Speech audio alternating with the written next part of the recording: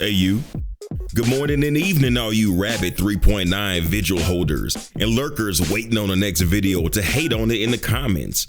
My name is Dig and I usually stay away from the leaky side of things in Star Citizen, but this new drop is hot enough to burn off any lingering trace of beer virus in the air. So crank this joint up and push all the buttons to keep the videos coming like a boss. Sig is about to pull the tarp off the long-awaited, super appreciated new Babbage interior. Now you can put on your freshest threads and walk into Wally's bar, where I should be the DJ. Stare at the iceberg waterfall for a while before heading over to watch the civvies and the yoga skivvies.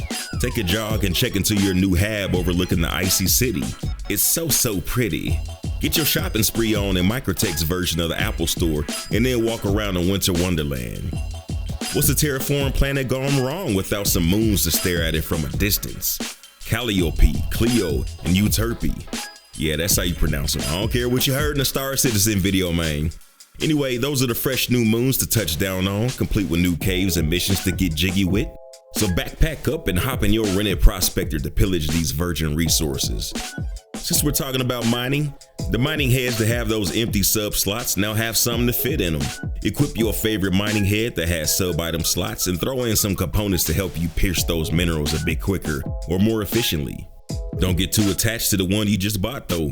These are consumable components that aren't meant to be reused, but they're ready to go for a boost in stability, lowering resistance, increasing the green zone, and being the mining version of Final Fantasy VII. Maybe it's just me, but it makes me think of equipping materia into your giant butter knife. Damn, that was a good game. But anyway, lo and behold, we've got another item to add to the complexity of the economy. Quantanium. That name's a little on the nose, by the way, but Quantanium, the ore that quantum fuel is made from, is now a mineable resource. This will come in handy in the future when folks run out of fuel while exploring in their Carracks and Corsairs. Instead of being declared lost like the USS Voyager, intrepid but underprepared explorers and anyone else can locate and mine these resources. But again, this is raw ore, so for the present, you need to take it to refineries for sale as shipboard refineries aren't implemented yet. Be delicate though. Quantanium is highly unstable and begins to degrade after you liberate it from its home, and it degrades even more with every impact. If it breaks down too much, it becomes at risk for exploding. Once that happens, you'll receive a warning and you have the option to jettison your cargo. I can't wait for the incoming footage of folks whose greed outweighs their safety, but if you can successfully deliver it, you'll walk in with a thick boy invoice for some big boy credit, so be careful. Tread softly because you tread on my dreams.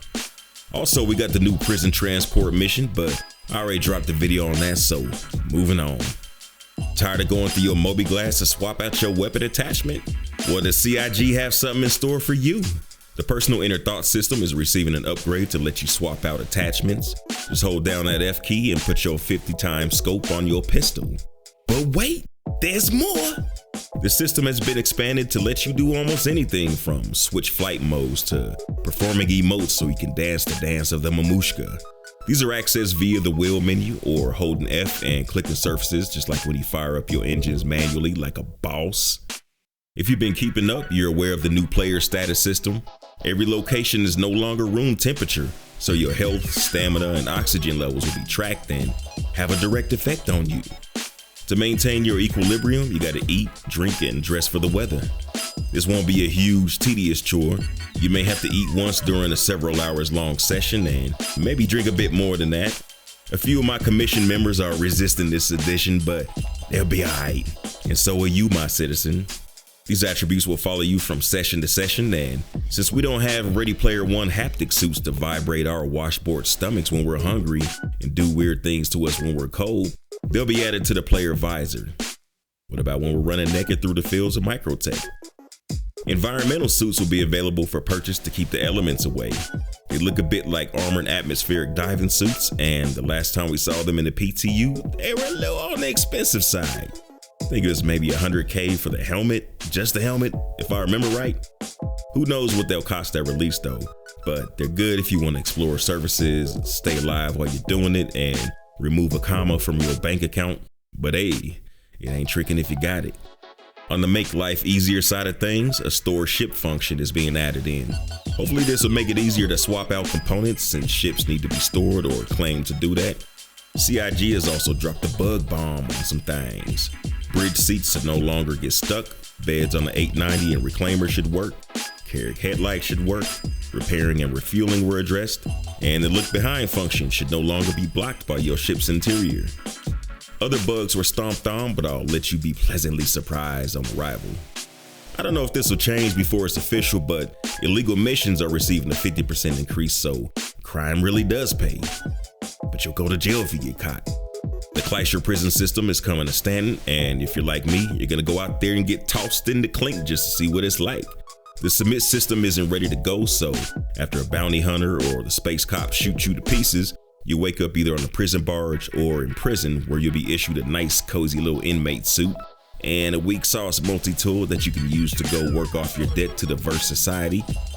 I've done that video, so I won't go into detail, but what should be interesting is when folks attempt to break out their buddies once the Cutlass Blue is released. You know they're gonna be hanging around nearby just in case it goes down. It's all about operation security, people. Can we talk about the Xperia Prowler for a sec? Dopest exterior, most unique looking ship in the game. The armored canopy with the view screens, bananas. And the Tavaran elements that make it look like an aviary is super top notch, man. From what we've seen, it looks a bit bare bones though. A one bird cockpit and drop seats, drop standing spaces, whatever. I don't know if the rest of the interior is just a co-pilot seat, but I'm hoping there's more to it. I guess what I was looking for was something to rival the Valkyrie dropship, which has beds, turret, 2 hatch turrets, cargo space, and or room to put in a good sized vehicle. If I had to choose function over form, I gotta go with the Valkyrie. Maybe there's a lot more we haven't seen though. I can't imagine where it would go though if that's the case. Maybe it transforms into Mega Maid. My organization has a bunch of thirsty ship buyers, so I know I'll be able to hop on theirs when it drops. What do you think about the new prison system? You think this the last hurrah for all the pad rammers out there? There was a pad rammer in the chat talking like it was a great strategy in the art of war.